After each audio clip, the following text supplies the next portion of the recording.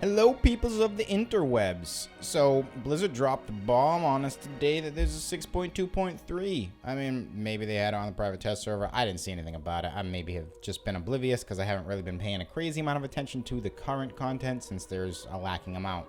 So, what do we have in store in 6.2.3? Well, first thing, which is one of the bigger things, is we have time walking, which naturally already exists, but they're adding the Cataclysm dungeons to the time walking. This includes Grim Batol, Stone Core, Lost City of the Tol'vir, the Vortex Pinnacle, Throne of Tides, and the End Time. Just End Time. The other two dungeons that came from Dragon Soul or Hour of Twilight patch are not included.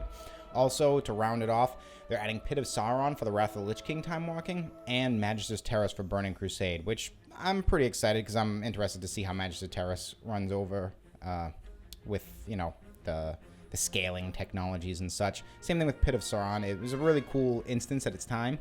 So, not looking forward to dealing with Throne of Tides again, or Grim Batol, or the Lost City of the Tol'vir personally. I don't really care about the other ones. Stone Core is cool because you get that chance to get that Drake if you've never gotten it, so it kind of gives you a reason to run it, which is cool. The other thing that they've added into the game, which is cool because it adds a reason for people to do things, is the Infinite Time Reaver, which is a mount that can drop off of any of the bosses in any of the time walking dungeons. It's a pretty cool looking mount. I enjoy it. It looks like the Stone Drakes from Cataclysm, and it's got a lot more armor on it. It's pretty zazzy looking. It's inspired by Moruzad, the final boss of Endtime in Cataclysm time walking rotation. Blah. Sorry, I'm reading off the blue post here. It looks like a really cool mount. I'm pretty excited for it. It's probably one of my favorite Drake mounts that I've seen in game in quite some time, so pretty pumped. Plus a Time Reaver. It's a pretty cool name for a thingamajigger.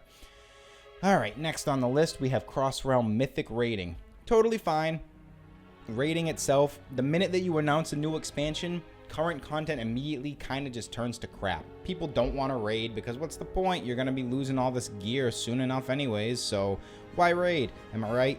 Yeah, okay.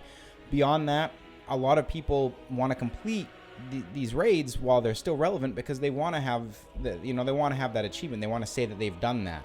And with guilds dissolving and falling apart or going on hiatus until the next expansion, you're not going to get that. So with Cross-Realm Mythic Raiding, you can pull in people from other successful guilds, and you can actually accomplish things without, having to pug things and run the risk of somebody maybe not being the greatest player if you want to just really hammer through stuff and get it done quick. I'm not saying that you shouldn't invite people who in a pug situation. It's totally necessary in this game, and that needs to happen more, but that's a whole different ballgame. There's actually a Preach video that talks about that, and it's absolutely genius. Next on the list is they're bringing Valor back. Valor for the valorous. Look at them with their witty puns. That's cute. Valor, they're bringing the currency back. That's totally cool. They're using it for the item upgrade system, which they've brought back, which is fine. I'm okay with the item upgrade system. It's the end of the game. Let's power swell the living crap out of our characters just so we can not have to upgrade our gear after one or two zones maybe. It's whatever. It gives people something to kind of strive for if they want to keep playing during this downtime. But, hey, it's okay. I'm alright with that. Now, the last thing on the magical list is the Gift of the Grove Warden. Now, this thing is awesome. Okay, it's a cool-ass moose. It's a cool mount that I'm probably not going to get because there's no way in hell I'm going to get into a heroic or a mythic raid and drop Archimonde. I mean, I could. I don't know.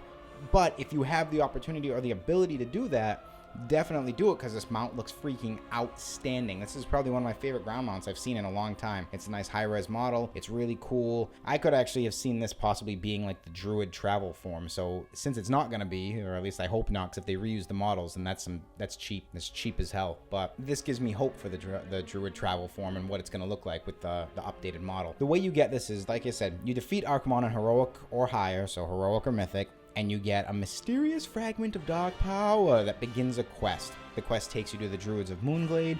You learn a little bit about what's in store for Azeroth next, or in general, so I'm wondering if the quest is going to talk about Legion as far as what's going to happen in Legion, or if it's going to give us a hint towards what's coming after Legion, and it's just going to be kind of put on the table so people can start theory crafting, which I'm totally okay with that because I like the theory craft. So let's lore craft, theory craft, let's do it. What's really cool about this is it kind of seems like Blizzard's listening to the community a little bit.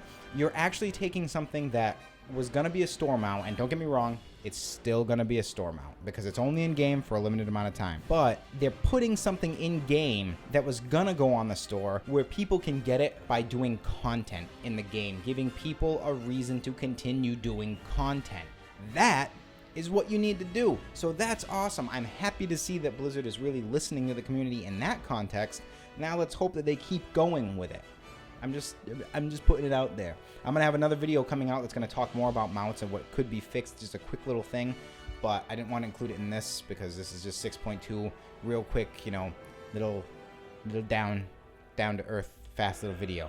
So that's pretty much it. Also, Warlords Season 3 is coming to an end, which we pretty much knew, but that's all there is to this. So it's a pretty cool patch. It's just giving people a little bit of extra content to just keep playing the game and giving them a little bit more of an enticing reason to stay in the game, which I'm fine with. Is it reusing old content to do that?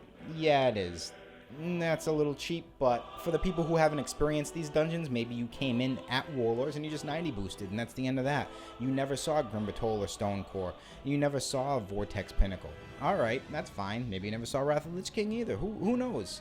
It's something that some people can really benefit from.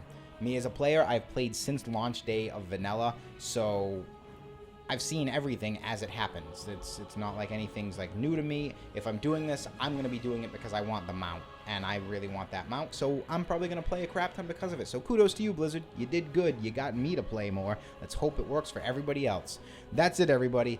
I'll see you later.